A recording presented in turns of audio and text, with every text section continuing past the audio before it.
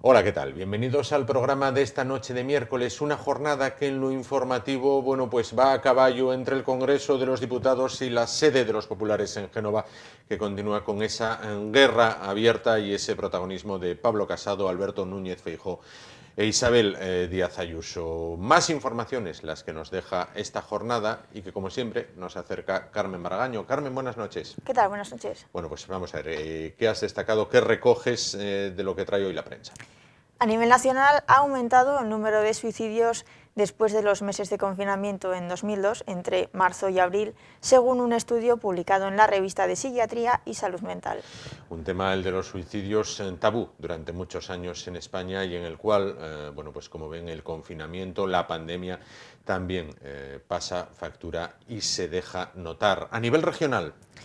Las lluvias acumuladas desde que el pasado 1 de octubre comenzó el año hidrológico hasta el 20 de febrero están a un 41% por debajo de lo normal y la Agencia Estatal de Meteorología prevé que en las próximas semanas las precipitaciones seguirán por debajo de sus valores normales y que la primavera no será muy húmeda. Pues no sabemos si será pertinaz sequía de esa que había antes. El caso es que llueve poco y mal. Por el momento, pues entonces esa falta de agua, sin duda, si decíamos que la pandemia pasa factura, la falta de agua pues también puede que la pase. Y a nivel local. A nivel local, el Plan Municipal de Drogas centrará su labor en la campaña de información y sensibilización Apuesta por ti, con la que busca atender las nuevas necesidades de intervención relacionadas con conductas potencialmente adictivas como el uso de videojuegos, tecnologías de la información y comunicación y los juegos de apuestas. Es algo que consumen habitualmente los jóvenes, y que preocupa y mucho a muchísimos padres, la dependencia digital, la dependencia de las pantallas que atraviesan, pues adolescentes, preadolescentes y en algunos casos incluso hasta niños. Carmen, muchísimas gracias. ¿A ti? Gracias. Y ahora sí, ahora comenzamos ya el programa de esta noche, como siempre, con la cabecera.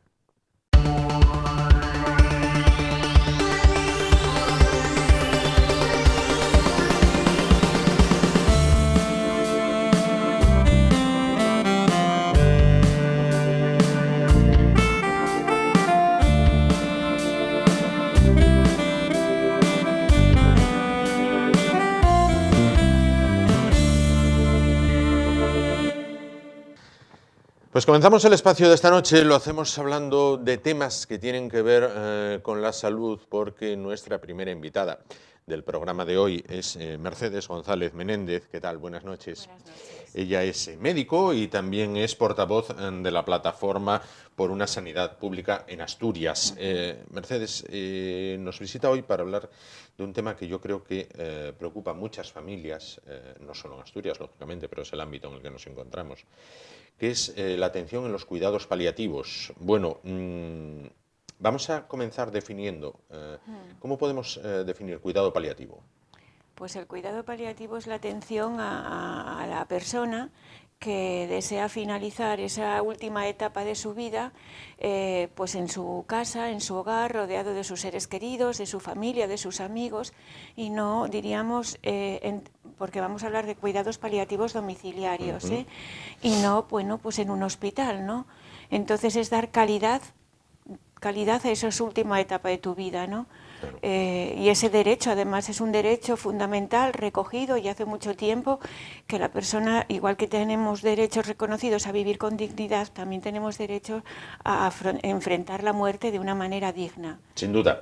Mercedes, actualmente en Asturias, ¿cómo se está aplicando estos cuidados paliativos a domicilio, digamos, en domicilio? Bueno, pues hay una ley ya que data del año 2009 en que queda perfectamente, enmarcado todo lo que es el sistema de cuidados paliativos en Asturias.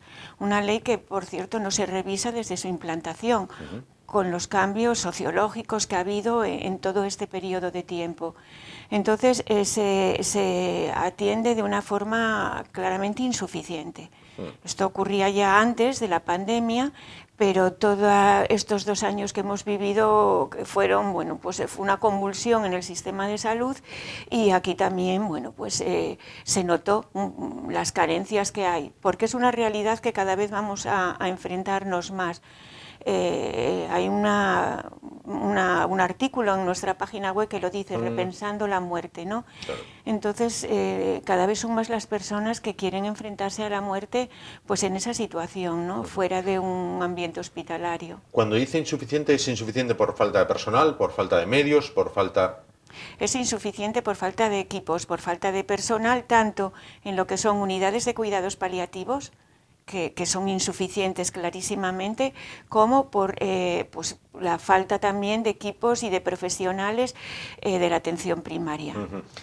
Asturias cuenta con una red hospitalaria, Oviedo, Gijón, Avilés, Mieres, bueno, las cuencas, Oriente, Occidente. ¿Cómo es la atención? ¿Difiere mucho de unas zonas a otras? Bueno, ahora mismo es claramente insuficiente en Gijón, donde tendría que haber 3 equipos de cuidados paliativos para alcanzar una ratio que aquí en Asturias está calculada en un equipo por 85.000 personas, habitantes, que todo el mundo puede entender que es imposible que puedan atenderlos, pero es que con lo que está, con la falta de este equipo que ahora mismo hay un equipo por 148.000 personas, entendiendo que no es solo el núcleo urbano, que muchas veces se tiende a pensar, sino que igual en Gijón, que pueda ocurrir en Oviedo o en Avilés, tiene una zona rural muy amplia alrededor, lo que exige unos desplazamientos que, claro, es imposible, ¿no? Por mucho esfuerzo que lo hacen, desde luego, los profesionales de los paliativos no pueden llegar, desde luego, a todas las peticiones. Claro. ¿Qué se necesitaría como refuerzo? ¿Duplicar, triplicar? No sé. Bueno, yo creo que lo primero que hay que también explicar es que yo creo que a veces hay un error de lo que es diríamos, la responsabilidad o el trabajo que tienen las unidades de cuidados paliativos y lo que le corresponde a los equipos de atención primaria, diríamos al equipo de familia, médicos, médicas, enfermeros, ¿no? Sí. Realmente las unidades de cuidados paliativos son diríamos, un soporte, un equipo asesor, ¿no? Son los que instauran la pauta de tratamiento que tiene que llevar a cabo esa persona para finalizar sus días de una manera digna. Y son los que tienen que ir pautando y asesorando y acompañando, lo primero a la familia, por supuesto, pero también al equipo de familia, al médico o profesional de enfermería que esté atendiéndolo, ¿no? Y donde debería recaer, diríamos, el seguimiento más día a día, más directo con la familia, tanto telefónico como presencialmente, es por parte del equipo del centro de salud de atención familia. Para eso, ¿qué necesitamos? Que haya profesionales suficientes en los centros de salud, que no los hay, más con la sobrecarga de trabajo que hay ahora. Que también haya una estabilidad en los puestos de trabajo, porque es indispensable recuperar lo que tiene que ser un médico de familia, y es una persona con la que a lo largo de la vida y a lo largo, sobre todo, de esas etapas finales, haya una relación de empatía, de confianza, y eso se consigue cuando hay una estabilidad en los puestos de trabajo. Si tú, yo, cualquiera, vamos al centro de salud y cada 15 días tenemos un médico diferente, pues es muy difícil, ni para él hacerse empatizar y hacerse cargo de la historia de esa persona y de esa familia, como para ti de tener que volver a contar muchas veces toda tu situación, ¿no? Y eso es bueno, pues eso es un fallo en la contratación de personal que llevamos arrastrando muchísimos años, no solo en Asturias, pero en Asturias también. ¿Han mantenido reuniones con las autoridades sanitarias? ¿Les han hecho llegar estas inquietudes? Bueno, nosotros no, pero esto todo, bueno, pues salió un poco por el artículo que Ángeles Caso publicó en El Comercio, y que, como ella dice, yo después hablé con ella, me alegro de que por ser una persona conocida esto haya tenido repercusión, pero es que ya había habido muchas quejas y hay muchísimas familias que a lo mejor, bueno, pues no se las escuchó porque no son tan conocidas o no tienen esa facilidad para poder publicarlo en un medio de comunicación, pero es una realidad que se sabe. Ahora el consejero se comprometió a constituir un equipo más de paliativos en Gijón, pero bueno, es un tema pendiente el de los paliativos, y vuelvo a decir, el de sentarse no solamente a dar más profesionales para la atención primaria, sino a reorganizar lo que es la atención primaria y enfocarla de otra manera, como tiene que ser, que es un enfoque a la comunidad. Después de la aprobación de la ley de la eutanasia, muchos usuarios, incluso profesionales sanitarios, dijeron, y era la opinión de ellos, decían, mejor reforzaban los paliativos que no el tema de la eutanasia. Efectivamente, es que son dos temas completamente diferentes, o sea, no se puede unir paliativos, eutanasia, ni se pueden confundir, ¿no? La eutanasia es un derecho, afortunadamente, porque la persona que no quiera vivir en unas ciertas condiciones es libre y así ahora se recoge para poner fin a su vida, como hemos visto hace poco, y además eso es una decisión tan personal que yo creo que desde fuera nadie puede opinar, ¿no? Pero los paliativos son otra cosa. Los paliativos, a ver, a la muerte todos vamos a llegar. Todos, cada vez se vive más tiempo, eso es verdad, y por ese motivo cada vez vamos a enfrentarnos más a la muerte con una que yo creo que debería ser una situación de normalidad, porque es algo de lo que deberíamos hablar y aquí todavía no hay esa cultura de normalizar la muerte, pero es que tiene que ser así. Y las personas, pues pensar y decidir cómo quieren morirse, y desde luego yo, por lo que conozco, tanto profesionalmente como por vivencias muy cercanas, nadie quiere morirse sufriendo. Ni el que va a morirse, ni las personas que están alrededor, ¿no? Y es verdad que muchas veces solamente ponemos énfasis desde la profesión sanitaria en que haya menos muertes, pero se invierte muy poco en dar calidad a los últimos años y a los últimos meses y a los últimos días de vida, ¿no? Y de hecho España está a la cola Eso iba a preguntarle. en la Unión Europea. Y entonces yo creo que eso es lo que la gente tiene que tener claro. ¿Qué son los paliativos? Los paliativos son ayudarte a morir sin dolor y con sin sufrimiento en general. Ajá. Pero entonces es válida la ecuación de si hubiera más y mejores cuidados paliativos, ¿no se optaría por la eutanasia? Pues no sé qué decirte, porque realmente yo creo que la eutanasia es una decisión muy personal y yo no sé cómo están esas personas que lo deciden. Me parece que es un acto también de valentía poner fin, pero probablemente fuese así y no lo sé. Lo que está claro es que el derecho a morir dignamente es un derecho reconocido universalmente. El otro día en una entrevista también en un medio de comunicación a un chico joven al que yo además conozco mucho personalmente, decía que lo que no hay derecho es que no haya equidad en el acceso a los cuidados paliativos y a la atención. Y eso es lo que tenemos que luchar, porque hoy día hasta para eso es muy distinto la situación económica que tú tengas. Claro. Es muy distinto enfermar, tener una enfermedad crónica, porque pensamos siempre en pacientes oncológicos, pero no solo. Ahora tenemos los enfermos de ELA, tenemos mucho. Y es muy distinto cómo viven y cómo se puede vivir y cómo se llega a la muerte si tú tienes una situación económica que te permite rodearte diríamos, de instrumentos que te hacen más llevadera esa situación que si no los tienes, si vives en un piso con comodidades que si no lo tienes, que si tu familia te puede atender, así no. Hay muchos factores y eso es por lo que tenemos que luchar desde la sanidad pública, porque no haya una desigualdad en el acceso a los paliativos, a unas condiciones que te favorezcan despedirte en una situación digna y que eso esté condicionado por, como decimos nosotros, por tu código postal, ¿no? Por dónde vives y por dónde... Pues comprendo. Asturias es una región tremendamente envejecida. ¿Cómo funciona este tema en comunidades de nuestro país, de España, y cómo funciona en países de nuestro entorno? Pregunto en nuestro país porque hay 17 sistemas de comunidad distintos, de sanidad distintos en España. Pues en general suspenden todos en paliativos. En las comunidades autónomas nuestras los paliativos no están bien dotados y no están bien reconocidos y son insuficientes. Y son insuficientes pues por lo que hablábamos, porque cada vez hay más gente mayor y bueno, podríamos ya hablar también de cómo se atiende a las personas que están institucionalizadas. Quiero decir que es un campo en el que hay que volver a trabajar y en la Unión Europea hay diferencia de unos países a otros, claro, tenemos los países del norte de Europa y todo que nos sacan ventaja porque todo esto está mucho más contemplado, ¿no? Porque quizás se afronta la muerte de una forma más natural, más normalizada. Y yo creo que aquí hay un ejercicio pendiente que es ese, que es normalizar la muerte, ¿no? Y entonces, bueno, yo creo que ahora mismo la pandemia puso de manifiesto que la atención primaria no puede seguir como está.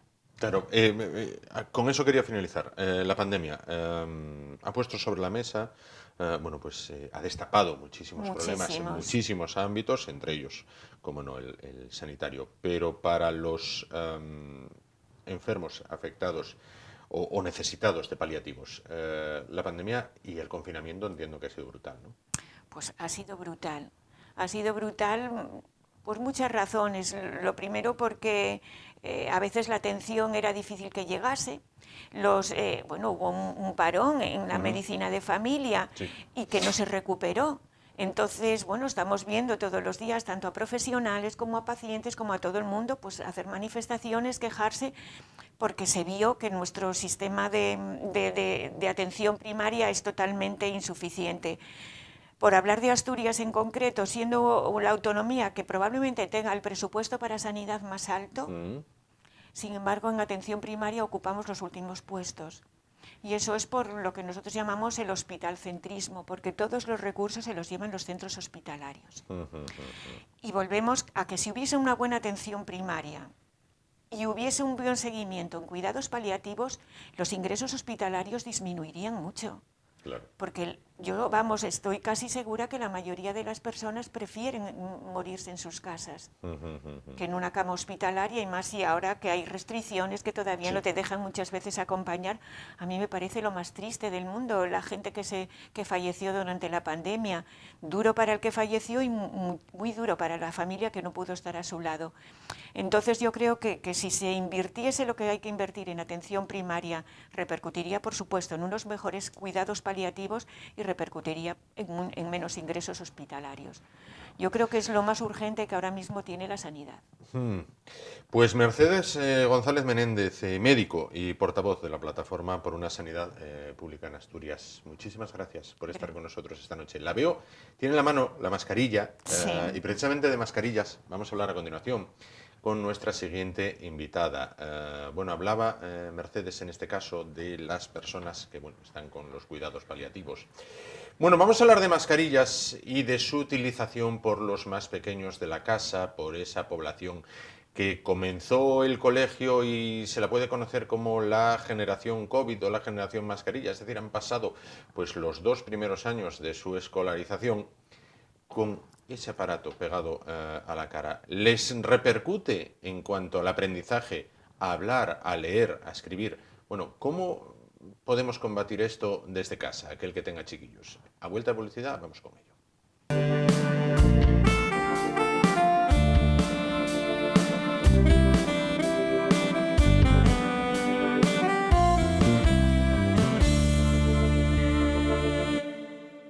Continuamos adelante en el espacio de esta noche. Vamos a hablar a continuación de temas que tienen que ver con la salud, íntimamente relacionados con el aprendizaje y las enseñanzas de los más pequeños de la casa, y que tienen que ver tangencialmente con la salud, decía yo, porque, como saben, hace 2 años, bueno, pues este objeto, la mascarilla, entró en nuestras vidas, lo hizo de hoz y coz. Dicen los que saben de esto que previno muchos contagios, que salvó vidas en último extremo y que fue tremendamente útil para combatir, bueno, pues ese virus que nos sigue acechando, aunque ya afortunadamente en menor medida. Según las últimas disposiciones del Gobierno, ya no es obligatorio el uso de esta mascarilla en exteriores e incluso, bueno, pues ya se baraja el que la podamos desterrar en interiores. Pero ¿qué consecuencias nos ha dejado la mascarilla? Más allá de lo que muchos adultos pues opinan o opinamos, dicen, en un momento dado noto como que me falta aire, noto como que me ahogo, después de un paseo prolongado o de subir caminando una cuesta, lo que más te apetece es arrancar la mascarilla y lanzarla, pero bien lejos. Pero ¿qué consecuencias pudo dejar para los más pequeños de la casa? No en la salud, sino en cuanto al aprendizaje. Bueno, pues precisamente de este y otros asuntos vamos a tratar a continuación con Pilu Hernández Dopico. Ella es maestra, experta en educación de familias, formadora de formadores y CEO de El Pupitre de Pilu. ¿Qué tal? Buenas noches. ¿Qué tal? Buenas noches, ¿cómo estamos? ¿Qué tal? Encantados de saludarla y de que nos atienda.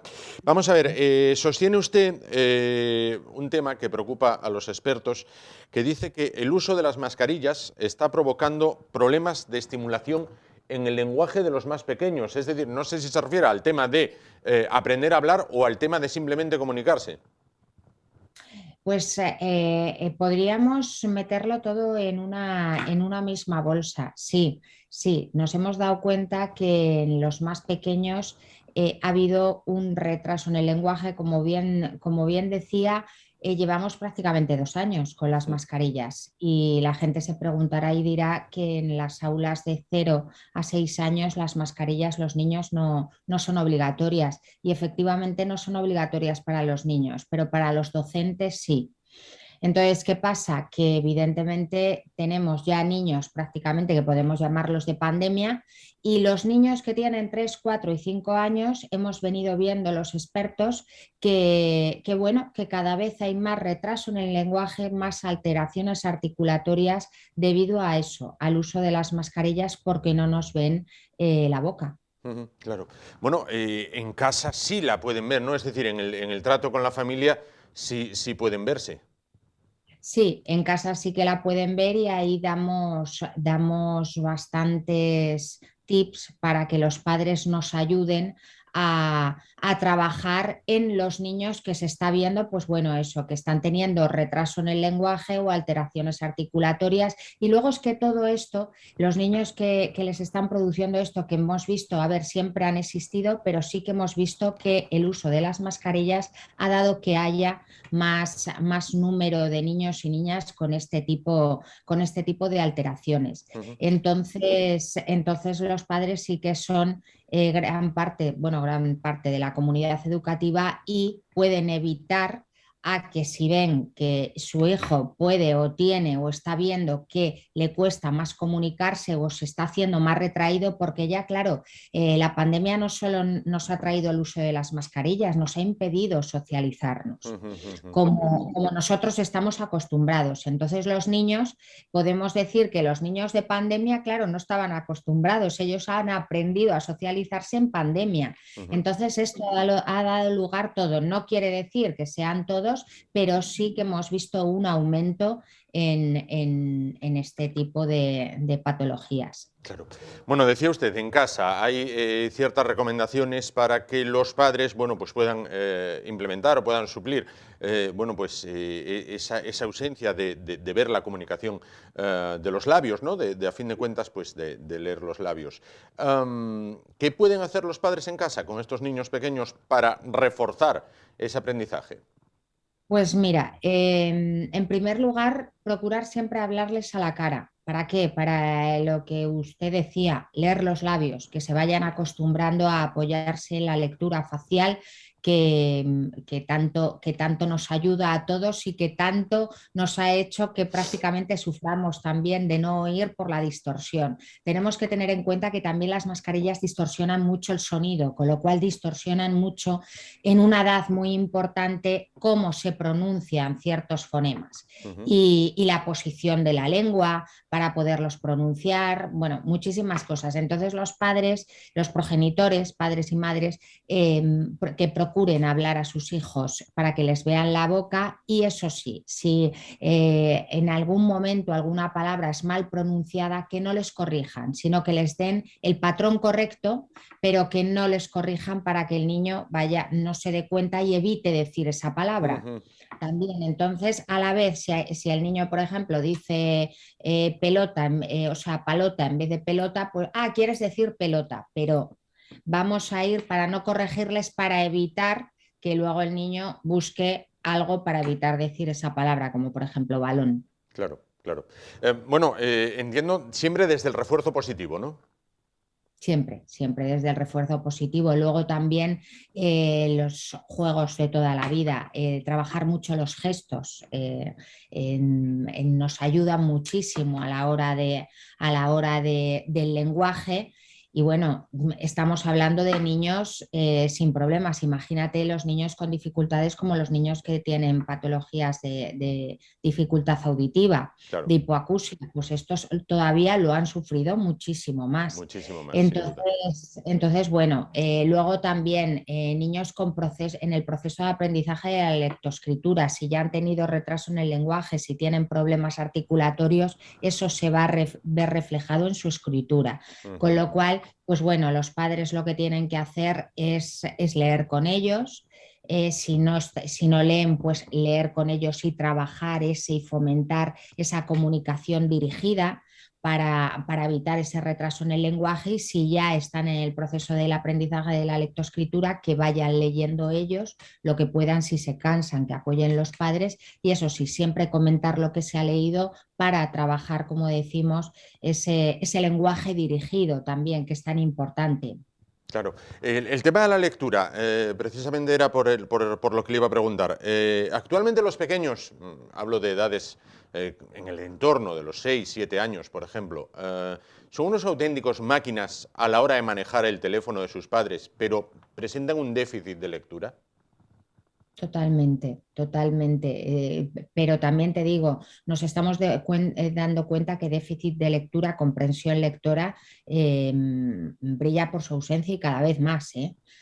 Más que nada porque también en el pupitre de Pilu nos dedicamos a preparar oposiciones a enseñanza, tanto a maestros como a secundaria, y la comprensión lectora cada vez está más afectada en todos los ámbitos. Entonces ya no quiero decirte en los pequeños. Los pequeños es normal que cuando están en el proceso de aprendizaje de la lectoescritura no piensen lo que están leyendo, sino estén pendientes más de cómo lo pronuncian que de lo que leen. Entonces todo eso es un proceso que evidentemente tenemos que trabajar, y para ello en las escuelas es tan bueno trabajar lo que se lee y luego explicarlo o preguntar qué se ha entendido, y luego en casa hacer ese rato de lectura con nuestros pequeños, y luego seguir, no que el niño haya aprendido a leer y ya, bueno, pues ya lees tú, no, seguir leyendo con ellos para trabajar esa comprensión lectora que cada vez está fallando más.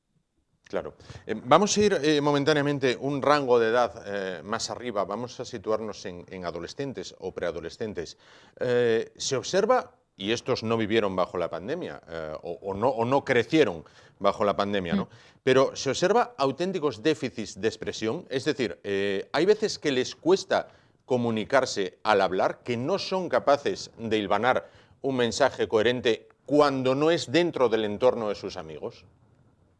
Totalmente, totalmente. Aparte de que, bueno, ya partimos de la base de que ya entramos en la adolescencia, y la adolescencia es un periodo donde se meten en sí mismos. Uh-huh. Entonces, o nosotros nos vamos a su mundo o ellos no van a venir al nuestro. Es decir, se van a comunicar con nosotros con monosílabos porque no les interesamos. Nuestro tema de conversación no les interesa nuestro mundo, y ellos están pues metidos en sus amigos, sus dispositivos, sus redes sociales, y de ahí poco les podemos sacar.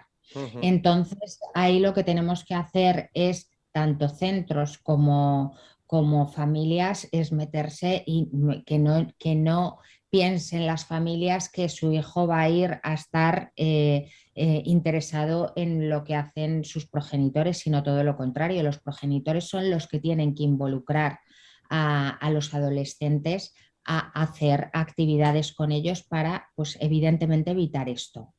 La pandemia también ha hecho mella en ellos, y mucho, porque les han quitado mucho de vivir, muchas experiencias de vivir, y que ahora pienso que no saben, les está viniendo todo, porque imagínate, pues te pongo un ejemplo, 14 años en pandemia y llegas con 16, pues a lo mejor de repente has pasado de patinar a salir. Uh-huh. Y claro, te viene todo que es que no sabes, ahora parece que beben, ahora no beben, ¿cómo gestiono esto?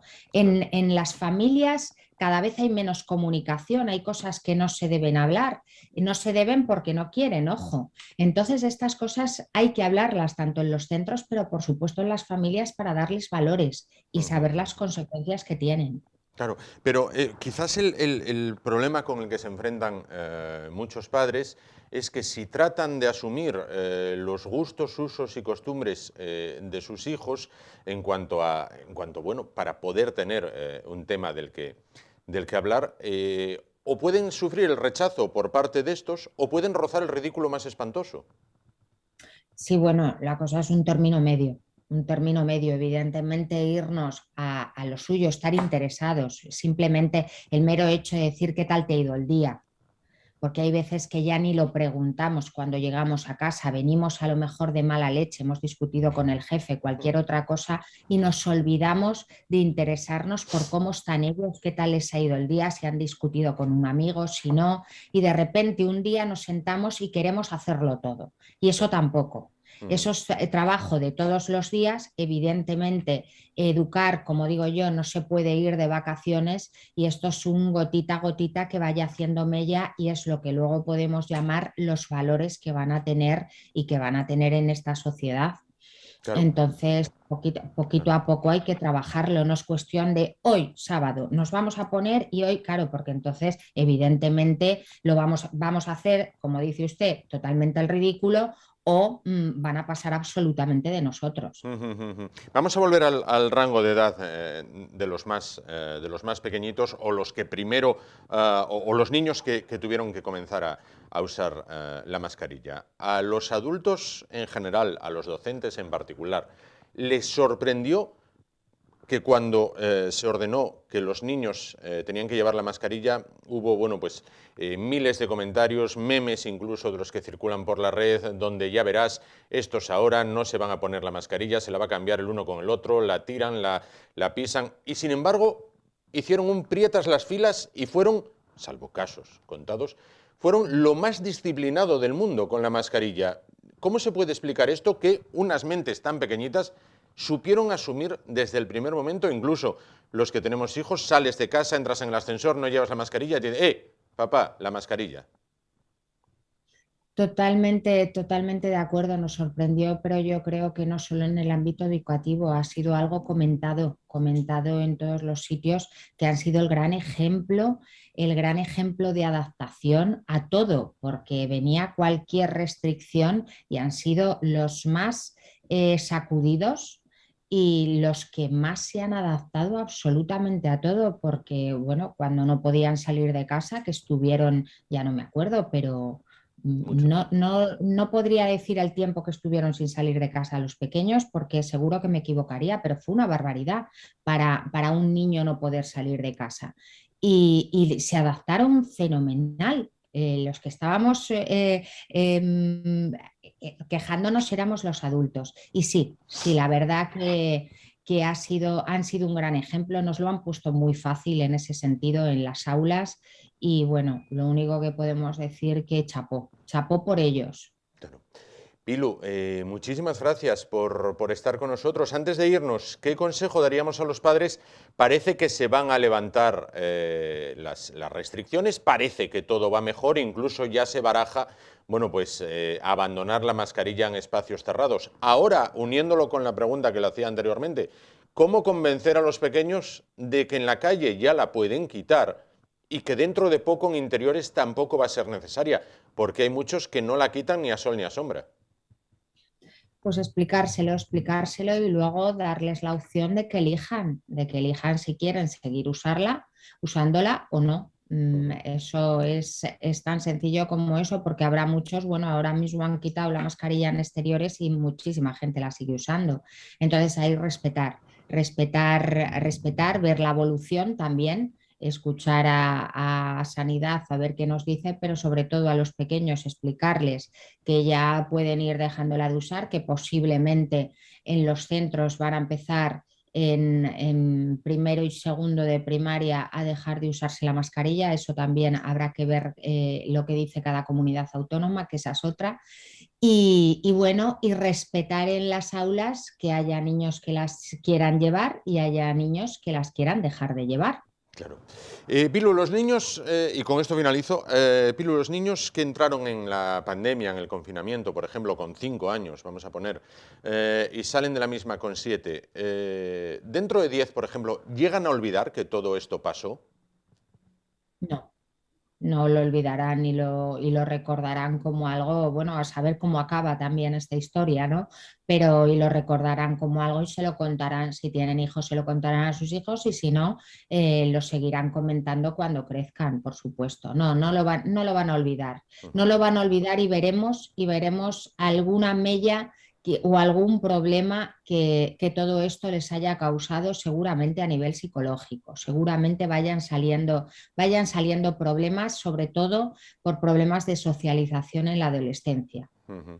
Pues esperemos que sean los mínimos.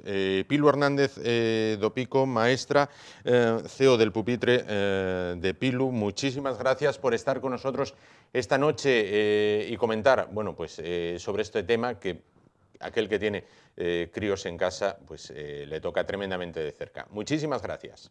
Muchísimas gracias, un placer, un abrazo. Un abrazo para usted. Bueno, pues ya lo saben, estamos cerca de poder abandonar este dichoso objeto. Ojalá que así sea y ole, chapó por los más pequeños de la casa que se comportaron como auténticos campeones. Nos vamos a publicidad.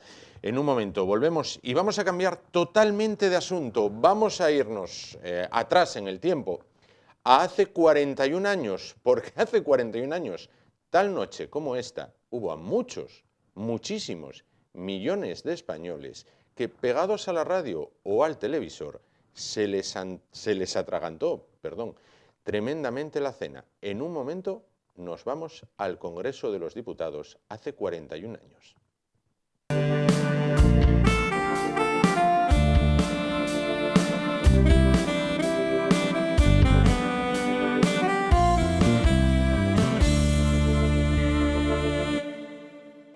Vamos a continuar el espacio esta noche a vuelta de publicidad. Hoy ha habido sesión de control al Gobierno en el Congreso de los Diputados. Había una expectación máxima porque quizás puede que haya sido las últimas palabras así con su cargo del popular Pablo Casado. Bueno, la atención mediática se concentraba hoy en ese Congreso, igual o más o menos, no lo sé, que se concentró hace 41 años. ¿Es este nuestro tema, 41 años del 23F? Pues las luces y las sombras de aquella fecha es el tema que vamos a tratar en nuestro apartado mensual de las conspiraciones.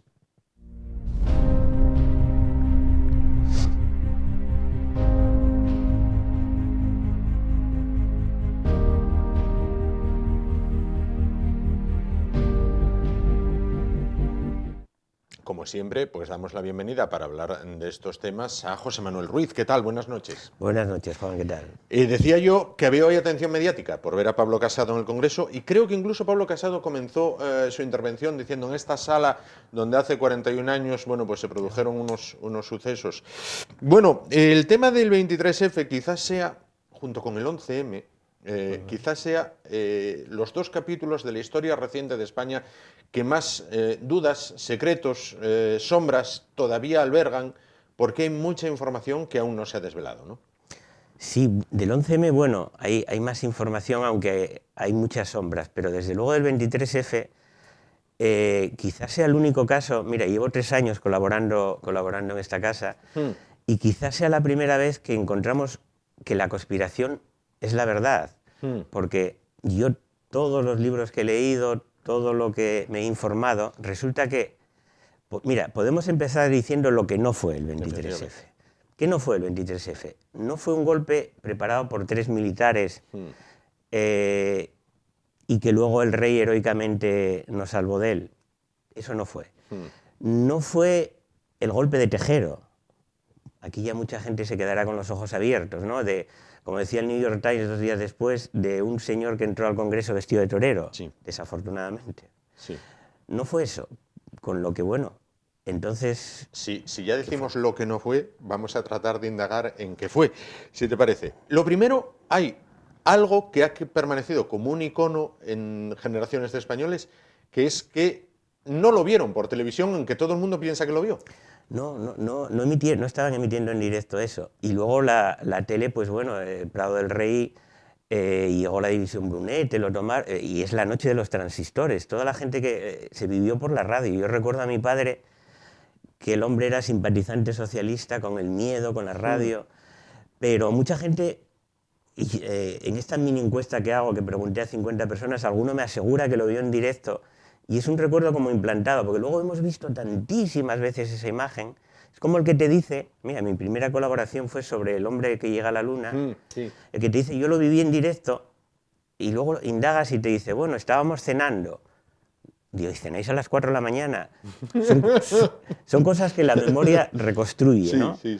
Pero no, fue todo a través de la radio. Claro. Bueno, vamos a ponernos en contexto. Bueno, ¿cómo se llega al golpe? Estamos en una España muy próxima todavía a la dictadura del general Franco. Se ha legalizado hace menos años aún el Partido Comunista, lo cual levanta muchísimas ampollas en una cúpula militar totalmente franquista, que había sido, bueno, pues compañeros de armas de Franco durante la Guerra Civil, donde para ellos el Partido Comunista era el enemigo a batir. Bien, hay una crisis económica tremenda. Por aquel entonces también ya había crisis de aquella, no solo ahora. Y luego está ETA en sus años del plomo, donde prácticamente todas las semanas mata a un militar o a un policía o a un guardia civil, ¿no? Alrededor de 100 personas mataba al año. Era una cosa que yo aquellos años llegabas casi a ser insensible sobre eso, porque era tan cotidiano, no sé. Pero es verdad que la legalización del Partido Comunista, claro, lo que dices tú, toda la cúpula militar era franquista, pero claro, es que hacía 2 años que... Y eso les hizo mucho daño. De hecho, quiero recordar que dimitió el almirante Pita, que era, no sé si era ministro o tenía algún cargo de aquella, y muchos militares no estaban de acuerdo con eso. ETA luego había unos problemas económicos tremendos, el paro creció de una forma espectacular. Y Suárez consiguió algo que yo no sé si habrá conseguido algún político en la historia, que es que todos llegaron a odiarle.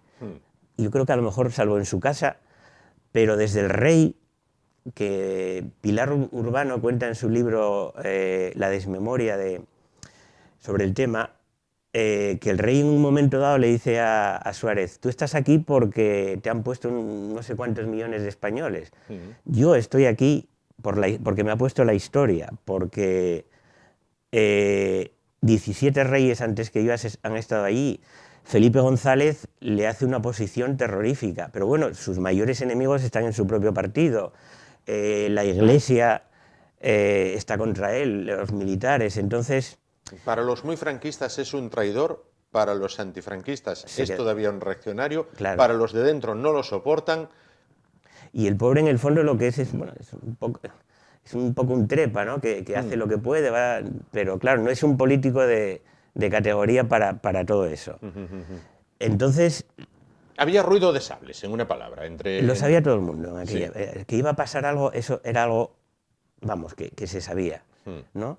Es que, a ver, estaba la Operación Galaxia, que se desmontó 2 años antes, que nadie se acuerda de esto, pero fue Tejero, uno de los que estaba en ella, ¿no? De hecho, Tejero fue destituido.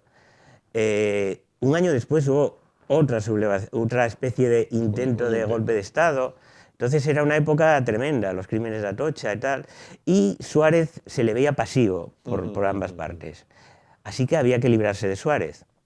Y entonces ahí coinciden todos los autores, todos, desde Cercas a Urbano a Palacios, en que se intentó hacer algo como lo que se hizo en Francia con De Gaulle.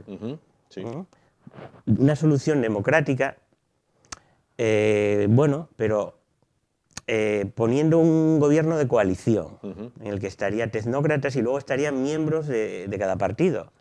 Y Armada presidiría. ¿no? El general Armada, que por otra parte, íntimo amigo del rey, su tutor, secretario de la Casa Real por años. Y hacía falta un hecho para justificar eso, hacía falta un hecho como el asalto al Congreso, un hecho muy anticonstitucional, un supuesto anticonstitucional para poder instaurar eso.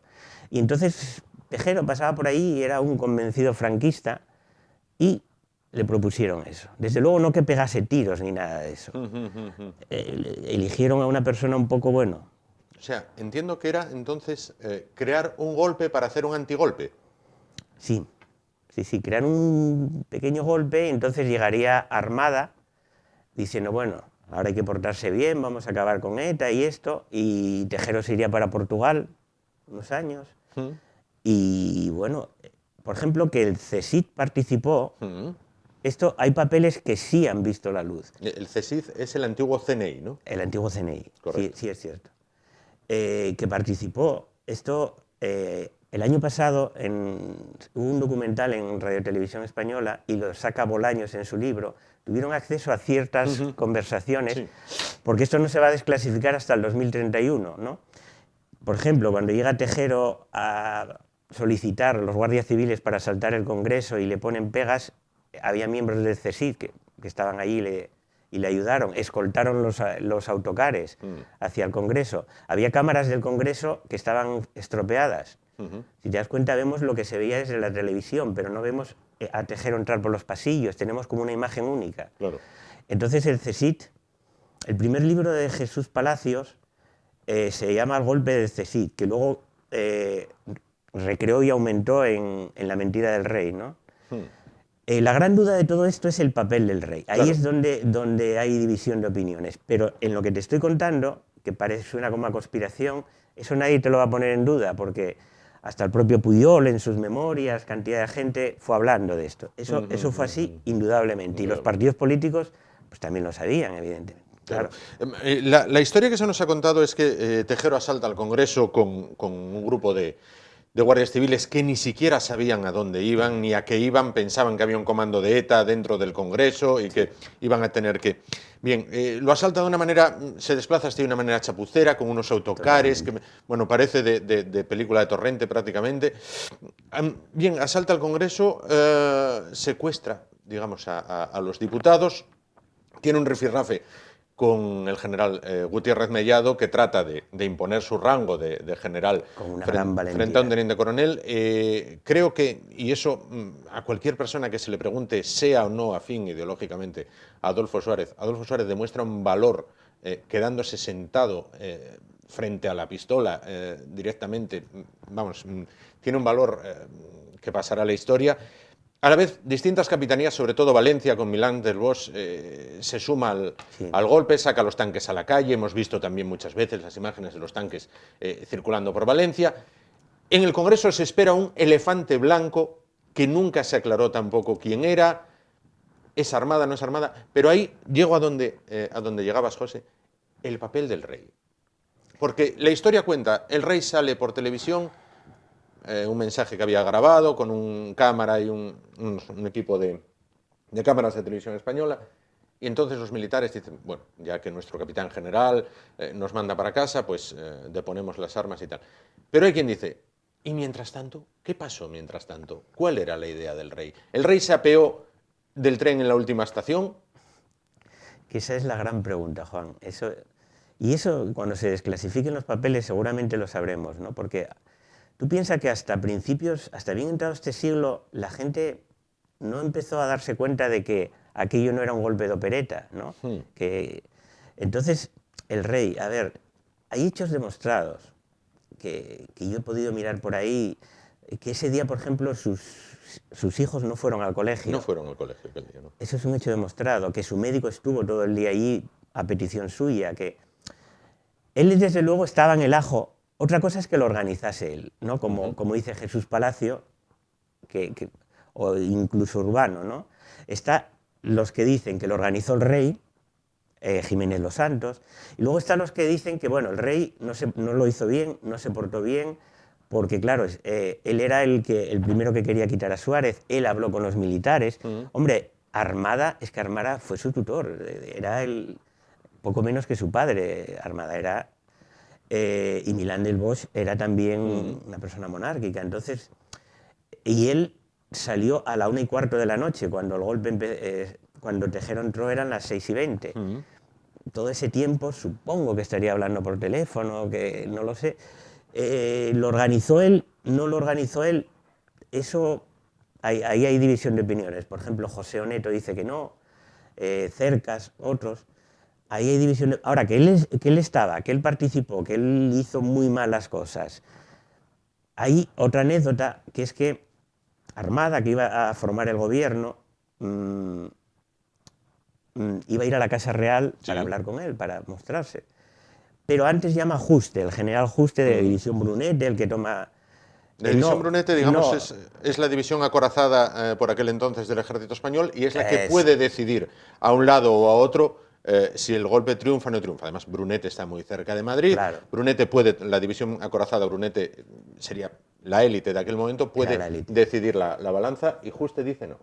Juste digo que fue, no, Juste fue el que retiró, creo que fue Torrijos se llamaba el otro general que tomó Prado del Rey y tal, y Juste fue el que, Juste entonces llama a la Casa Real, porque le cuentan todo esto, y dice, bueno, lo va a hacer Armada y tal, y llama a la Casa Real, y dice, Armada está ahí, y es donde sale esa famosa frase que Sabino le dice, ni está ni se le espera. Y eso en muchas memorias de los que las tuvieron, no sé si el propio Gabino llegó a reconocerlo, pero bueno, fue corriendo al rey a decirle que no entre Armada aquí, que no, Claro. no es bueno que Armada llegue aquí. Y luego Armada se va al Congreso, ¿no? Se va al Congreso con la lista Sí. del gobierno de coalición que Sí. quería formar. De unidad nacional, ¿no? De unidad nacional, Sí. en donde estaban, pues bueno, tecnócratas y luego miembros del partido, y ahí es donde empiezan las chapuzas tremendas de todo esto, porque no se le ocurre otra cosa que ir a Tejero, en lugar de decirle, a ver, usted es teniente coronel, yo soy general, bueno, pues le enseña el papel y claro, Tejero, que era un franquista tremendo, convencido, ve aquello y dice, pero bueno, aquí hay 3 del PSOE, 2 comunistas, o sea, yo he venido aquí para esto, y rompe la lista. Entonces, ese es el golpe de Tejero, no el otro, ese es el golpe de Tejero. Ahí lo echa todo a perder, lo que los otros pretendían, y Armada se va, y entonces, claro, es cuando ya tiene que intervenir, el rey tiene que tomar partido ya. Llama a Milán del Bosch, y Milán del Bosch dice, ¿qué hago? Voy a Madrid, porque Milán del Bosch en aquel momento era la persona más respetada en el ejército, sí. era, vamos, y si él viene a Madrid, a la división Brunete y tal, a lo mejor hubiese sido diferente. Pero, bueno, también era monárquico y decidió, bueno, pues comerse el marrón, la operación Turia la desmontó, Claro. y bueno, y Armada pues... Aquella noche de los transistores se salda con el conocido como Pacto del Capó. Sí, porque se firma, claro, Tejero, cuando ya ve que ya no hay nada que hacer, a las 10 de la mañana salen las diputadas del Congreso, cosa que hoy en día sería considerado machista, un acto terrible. Pero saldrían. Hombre, saldría, claro, pues si tú estás en el Titanic y te dicen las mujeres primero, yo creo que ahí dejas un poco aparte el feminismo radical y te bajas. No vaya a ser que no haya barcas. No vaya a ser. Entonces exige, bueno, que solo juzguen él y 2 más, que no juzguen a los otros que entraron, que él salga sin ser visto, tal. Y ese pacto, eso se firma en un capó, el famoso pacto este. Y así fue, ¿no? Salió y bueno, y el hombre que pasaba por ahí y tal, se comió el marrón tremendo y para la historia pasó como el golpe de Tejero. Claro. Pero bueno. Queda una duda, bueno, queda una duda, no, queda un ciento de dudas, queda un ciento de dudas. Con el resultado final en la mano, el gran salvador de todo es el rey Juan Carlos, es decir, ha pasado la historia como el gran, en la versión oficial, ha pasado la historia como el gran salvador de todo, el que mete a las tropas en los cuarteles de nuevo, el que va llamando a Capitanía General una por una, ¿con quién está? Con usted, majestad, con lo cual, bueno, pues convence a los militares de que todo debe continuar así. Pero si había una conspiración a mayores, si hay una parte no escrita, cuando hay un juicio, después se juzga a todos estos militares, o tienen un gran sentido del honor, que no lo dudo, del honor, el deber y la disciplina, porque ninguno le inculpa. Es decir, todos, no hay uno que diga, no, perdón, yo aquí hay esto. Ninguno. Pero son militares, claro, ahí el sentido ese del honor, es que lo viste en Gutiérrez Mellado, todos ahí tirados y Gutiérrez Mellado diciéndole, deme su pistola, ¿no? Que Tejero, bueno, en el momento que le echa la zancadilla y tal, yo creo que eso es terrorífico ese. Pero bueno, los militares son diferentes y tampoco sabemos todas las conversaciones, todo lo que se habló en el juicio, porque creo que fue un juicio militar, con lo que hasta que no se desclasifique, pero es verdad que bueno, ellos tienen el sentido, ni Milán del Bosch sale en la operación Turia diciendo que es por orden del rey, pero luego eso no lo vuelve a decir. Entonces, hay ahí como ese sentido de, vale, esto vamos a dejarlo así. Y el rey fue el gran salvador. Digamos que a lo mejor no le quedó otra opción, porque vio que aquello, empezó a hablar con unos y con otros y vio que tenía que tomar partido ya. Claro. En tiempo como estamos ahora actualmente de vacunas del COVID, en una ocasión leí, ese día la democracia española se vacunó. Pues mira, es una gran frase, me la voy a apuntar. Sí, es cierto. Ese día la democracia española se vacunó. Se vacunó, sí. Claro. Luego queda por ver cuánto saben los jóvenes acerca de todo esto. No saben nada, o prácticamente nada. Bueno, siempre habrá alguno que sepa, pero... No, ni los mayores. Prácticamente... No, pero es que ya prácticamente ni se da. O sea, ya queda como una cosa, bueno, pues... Pues es uno de la serie Cuéntame. De los momentos pivotales en la historia de España. Es tremendamente importante.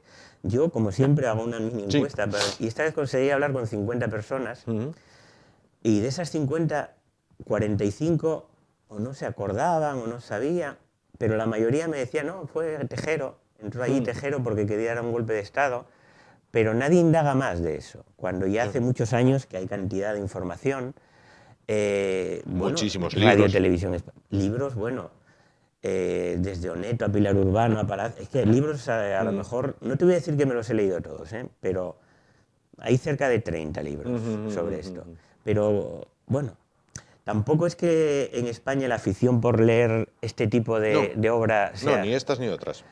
No quería decirlo así de claro. Bueno, no. Entonces, es así. Mucha gente no... Y 5 personas sí que me dijeron, no, claro, no, Tejero tal cual. Se molestaron en indagar un poco, en ver algún documental. Claro. Pero para mí fue muy triste, porque lo que dices tú es un momento... bisagra. Y ahora yo pregunto, hay 3 preguntas que se hacen a muchas personas, que es ¿dónde estaba usted el día que mataron a Kennedy? ¿Dónde estaba usted el día que el hombre llegó a la luna? ¿Dónde estaba José Manuel Ruiz el día del 23F? Yo estaba... Por la noche. No, yo estaba todavía en el colegio, me acuerdo, el día este, porque teníamos unos horarios... Estaba en el Corazón de María de Gijón. Y nos echaron para casa corriendo y recuerdo que mi padre estaba con mucho miedo. Mi padre era simpatizante socialista, no era ni siquiera... y tenía mucho miedo. Entonces, la radio, y estábamos ahí con miedo. Aunque al día siguiente, cuando me levanto, veo que ya mi padre está con otra cara. Yo nací en el 67, claro. Aquí los que tenemos 50, andamos alrededor, no sé si tú te acordarás a lo mejor... Yo no recuerdo, yo nací en el 75, con lo cual tenía, bueno, pues 6 años, sería muy difícil. Pero sí me acuerdo de una situación tremendamente curiosa, que siempre la digo. Mi abuela, tenía una casa en Muros de Nalón, ¿vale? A 50 kilómetros de Oviedo. Yo no sé por qué cuestión, motivo, causa, yo aquel día estaba en Muros de Nalón con mi abuela y con mi abuelo. Por aquel entonces, en aquella casa, en la que pasábamos muy pocos días, quitando... pues los veranos, no había televisión, no había aparato de televisión, pero sí lo tenía la vecina, prima de mi abuela. Y me acuerdo que picó a la puerta, llamó y dijo, Vitoria, que era como se llamaba mi abuela, coge a este chiquillo y arranca para Oviedo porque el ejército se acaba de sublevar como en el 36. Con lo cual, que no os coja aquí la guerra porque Oviedo seguro que lo cercan, como la otra vez. Y hubo que venir rápidamente en taxi porque no había trenes. Ya aquella hora, y hubo que venir en taxi para Oviedo porque se había sublevado el ejército, o se estaba sublevando el ejército. Hay un hecho que me llama muchísimo la atención, también lo leí. Cuando el 18 de julio del 36 los militares, el ejército, se subleva, la parte, el pueblo se echa a la calle, reclama armas, hay manifestaciones por toda España. Por ejemplo, en Madrid, bueno, pues se tapona la salida de los militares en el cuartel de la Montaña, en Gijón también, en el cuartel Simancas. Los militares tienen que hacerse por las armas con la situación y echar a la gente para casa. La noche del 23F nadie salió de casa. Todo el mundo quedó metido en su casa. Nadie salió, a diferencia del 36. No, había mucho miedo. Y ahí nadie puede apuntarse medallas. Ahí es más la cobardía. Eso es algo que yo a día de hoy me cuesta entender. Pero claro, el miedo... De ahí entiendo la frase de la vecina de mi abuela de se acaba de sublevar en el ejército como en el 36. Es decir, mucha gente dijo, me quedo en casa porque aquí va a haber... Pero puede haber... Quizá porque en el 36 salíamos de una república y aquí... Pero es verdad que nadie salió. Y aquí, si hay que repartir medallas, yo le daría una a Gutiérrez Mellado por enfrentarse a este botarate, Suárez que se quedó ahí sentado. Y hay otra cosa que nadie se acuerda. no solo se quedó Suárez, se quedó Carrillo. Lo que pasa es que Carrillo estaba arriba del todo y no aparece en la imagen, pero también Carrillo se quedó sentado, como si nada. Claro. Pues, José Manuel, quizás en el año 2031 se sepa algo más una vez se desclasifiquen. Eso seguro, seguro. Una vez se desclasifiquen los papeles. Veremos entonces. Esperemos que antes, pero bueno. Esperemos que antes. Muchísimas gracias por estar con nosotros esta noche. A ti, como siempre. Gracias. Y así llegamos al final del espacio de hoy. ¿Qué diferencia, no? Bueno, pues hace 41 años, ahí pegados a la radio, las personas mayores, escuchando, ver qué iba a pasar y muchísimos muertos de miedo. Y hoy en el Congreso, bueno, pues Pablo Casado recibiendo el aplauso de los que le han abandonado. Es curioso, ¿eh? O sea, te aplauden los que un día antes te han abandonado. Bueno, así es la política y lo viene siendo desde que el mundo es mundo. Nos vamos, gracias por su atención. Volvemos pues mañana, será a partir de las 10 de la noche aquí en el 10 de Asturias Televisión en Telecable. Hasta entonces, gracias por su atención, ánimo y adelante.